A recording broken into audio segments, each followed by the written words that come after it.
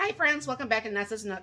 So today I'm going to go ahead and do something. I think I've done a video on this before, but it's been a while.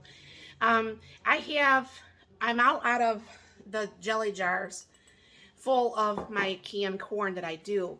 The reason why I use the canned corn, the jelly jars, is because it's just my husband and we do not eat the full 15-ounce can, and then it just goes to waste. So if I can these myself and I just some frozen corn, then I don't have any waste, and then I can just go ahead and make these up as I need them. And I'll be doing like 2 batches because this is a 2-pound bag of corn. But you'll see the first batch, and then you'll see kind of like how I do it. And I will be canning this actually in my Instapot Max.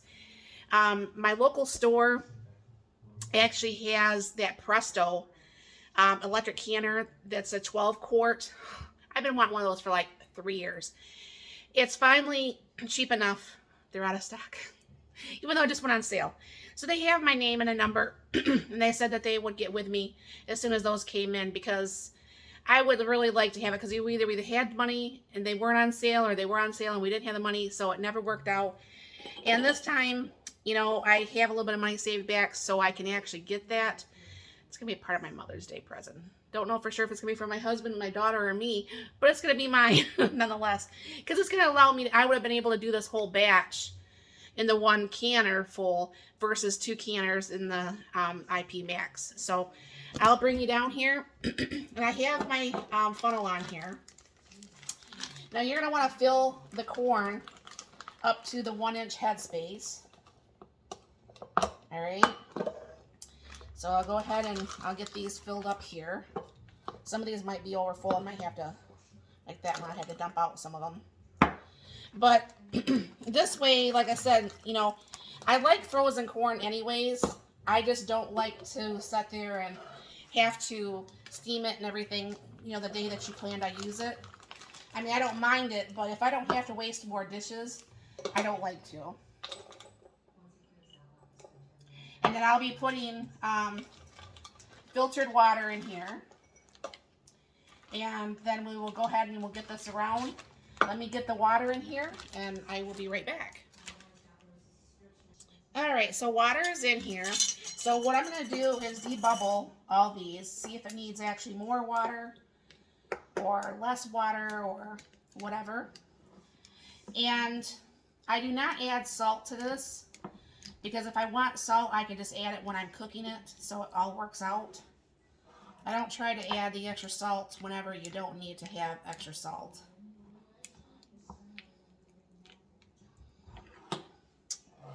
But this makes it really nice, like I said, so it makes it so there's really no extra waste to the corn.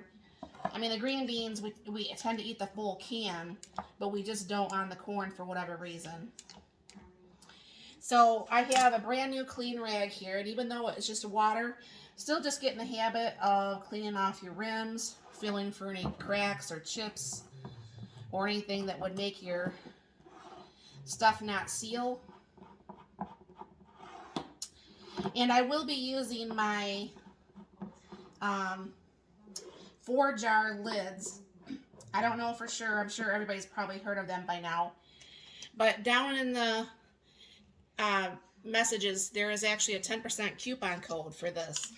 I have had 100% not failure rate. I have had 100% sealing rate on these. Now I still have some of those wide mouth that are from the Amish store from a couple years ago, and I'm just going to use those up before I start my 4 jars on those. So I'm going to go ahead and put this in here. I'm going to put that one in the center. You're just going to go ahead and put these on fingertip tight. You're not going to wrench them down, because that's how you're going to get the bent lids and so on that you don't really want to do, because it's a lot of work to can this, and food's not cheap. So go ahead and put in the 5 jars all together.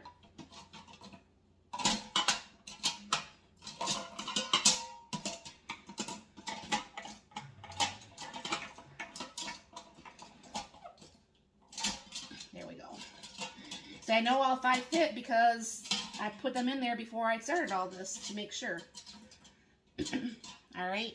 So then what you're going to do is, this is set up for me in my area here in Michigan. So what I'm going to be doing is I'm going to go ahead and hit the canning button. And this will take 45 minutes to can. So what I'm going to be doing is I'm going to bring this down to 45 minutes.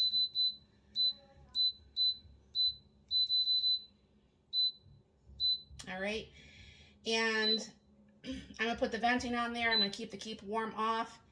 And all you have to do is go ahead and hit start. The pin will come up. It'll work just like a regular canner does. And you'll even, you know, so everything's just like it should be. And I'll bring you back when this first load is done and ready to come out and show you what that's looking like. So we'll be back. All right, friends, the pressure cooker is done, pressure canner, whatever.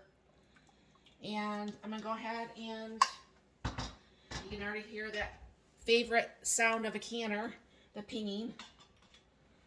And this is what the corn is looking like.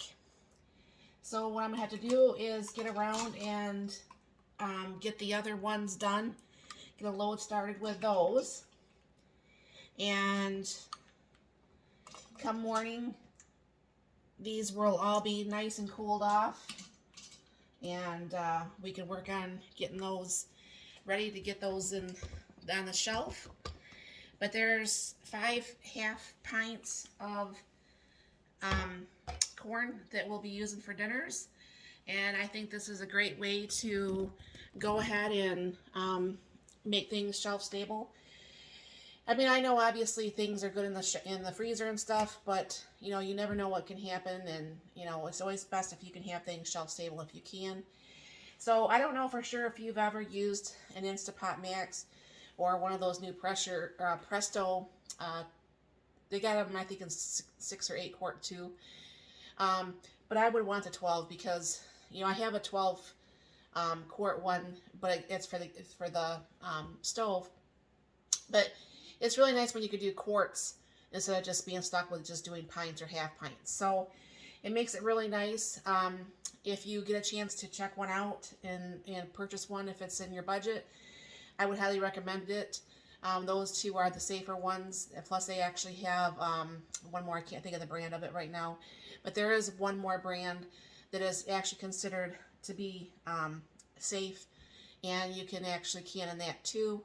Not all canners, not all pressure cookers are canners. They have to actually state that they are a canner, and definitely do your due diligence and look before you purchase, so you're not going to be upset about everything. So I hope this helped, and maybe if you do this, let me know in the comments down below. Thank you very much for stopping by. You have a very blessed and wonderful day.